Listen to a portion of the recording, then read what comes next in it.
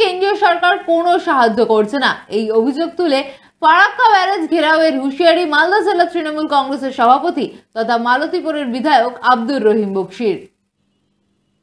অভিযোগ, কেন্দ্রীয় সরকার কোনো রকম ভাবে সাহায্য করছে না। এবার ফারাক্কা ব্যারেজ ঘেরাওয়ের হুঁশিয়ারি মালদা জেলা তৃণমূল কংগ্রেসের সভাপতি তথা মালতীপুরের বিধায়ক আব্দুর রহিম বক্সির। বন্যা ভাঙন নিয়ে উদ্বেগ বাড়ছে মালদা জেলায়। কেন্দ্র রাজ্য একে অপরের বিরুদ্ধে দোষ চাপিয়ে এড়িয়ে যাচ্ছে। ভুক্তভোগী হচ্ছেন সাধারণ মানুষ। যাতে মানুষ বন্যা ভাঙনে ক্ষতিগ্রস্ত না হয় তার জন্য তৃণমূল কংগ্রেসের পক্ষ থেকে এক আলোচনা সভা করা হলো। এদিন সভায় উপস্থিত ছিলেন রাজ্যের দুই মন্ত্রী, জলপথ ও সেচ দপ্তরের প্রতিমন্ত্রী সাবিনা ইয়াসমিন এবং মন্ত্রী তাজমুল হোসেন।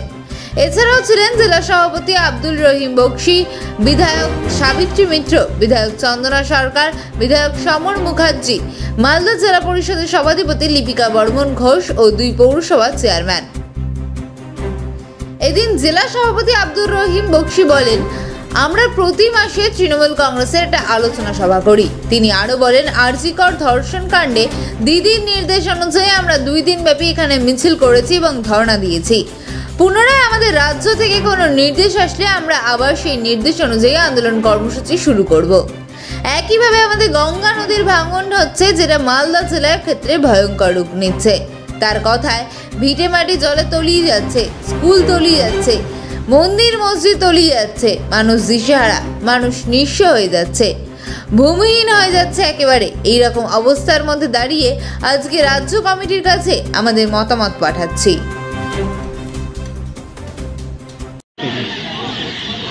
আমাদের প্রতি মাসেই তৃণমূল কংগ্রেস মালদা জেলা কমিটির একটা সভা আমরা অনুষ্ঠিত করি। বর্তমানে আজকে ও সভা ছিল সেরকমই, কিন্তু সবার একটু গুরুত্ব ছিল এই কারণে যে আমাদের একদিকে যখন আরজিকর কাণ্ডে, ধর্ষণ কাণ্ডে দিদির নির্দেশ অনুযায়ী আমরা 2 দিন ব্যাপী এখানে মিছিল করেছি এবং আমরা এখানে ধর্ণা দিয়েছি। পুনরায় আমাদের রাজ্য থেকে কোনো নির্দেশ আসলে আমরা আবার সেই নির্দেশ অনুযায়ী আন্দোলন কর্মসূচি আমরা শুরু করব। একইভাবে আমাদের গঙ্গা ভাঙন হচ্ছে, নদী ভাঙন হচ্ছে মালদা জেলার ক্ষেত্রে, যেটা ভয়ঙ্কর রূপ নিয়েছে।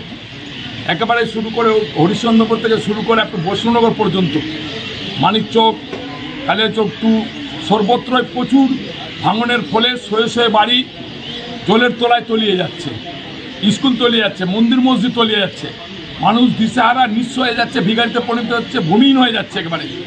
এরকম অবস্থার মধ্যে দাঁড়িয়ে আমরা রাজ্য কমিটির কাছে আমাদের আজকের মতামত পাঠাচ্ছি।